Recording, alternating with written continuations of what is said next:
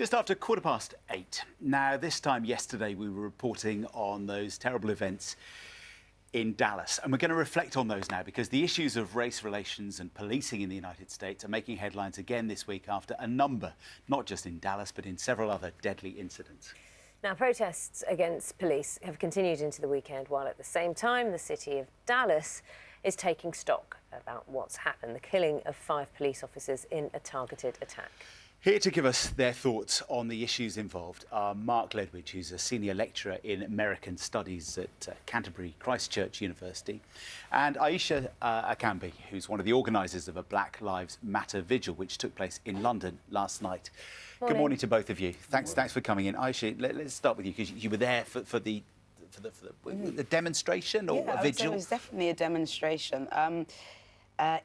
It's unfortunate that I think, things like this have to bring people together, but it is also great that they have come together, and, it was so amazing to see so many young people who are so passionate about the issue. And what was the mood at that vigil last night after what had happened in Dallas just a few hours earlier?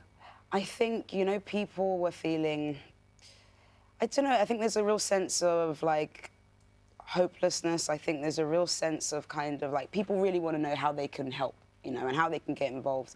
And I think people are, at the same time, really feeling a sense of unity and need to want to come together. What needs help? Is it general society, and Mark, we were talking about this earlier, or is it the relationship that appears in many sections of society to have broken down with the police?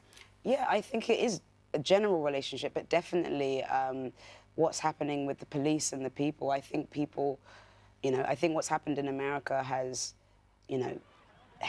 allowed people to feel like a sense of undermining in their sense of fairness in the world, Mark, you've studied this. You follow closely how society is evolving and where it's been in the United States. What's your take on this now? Well, I think part of the problem is that people look at history in a sense as though things are always going to progress.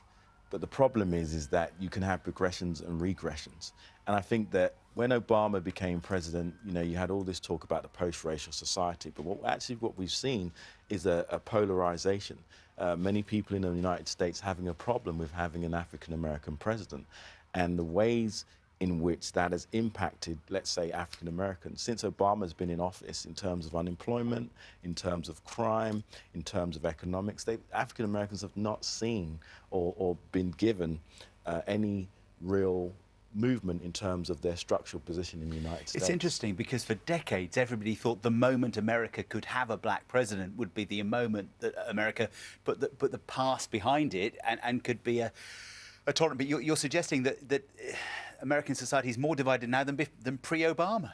I think what has happened is that the structural racism that existed in the United States, once you got somebody at the head of the United States, then many people could ignore that and say, okay, well, actually, what this says is that we've moved forward. But the fact of the matter is, one person within the institutional framework of American politics cannot change American history.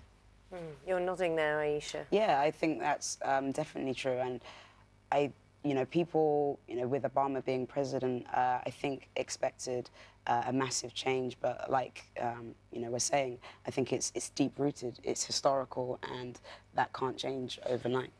We're talking about America and American society and about American politics.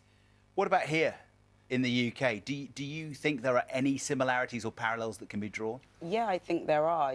There is definitely a volatile relationship between the ethnic community and the police, and there are a lot of incidents that happen that may seem a lot more covert. I think America in general is a place where everything is quite exaggerated. There's a lot more people, so everything is maybe an extension of what you can see here. And so I think young people have felt, curious now about what's happening here, and that's made them want to look into the justice system. Mark, when John asked that question, I saw a smile on your lips. I couldn't figure out if it was a wry smile or one of frustration. Your view? No, I'm not frustrated anyway. I just thought it was a really interesting question because let's say, for example, we look at Brexit, okay?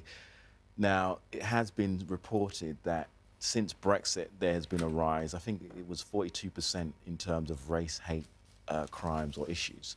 So this issue around race, ethnicity, it's a global issue, actually. It's an international issue. So you can't just look at America. You've got to realize that these issues play a role in relationships in this country, but not, and I think that the point has been made really well here, not in the same way as they are in the United States. They're not as exaggerated, they're not as amplified, but they are still here, they exist.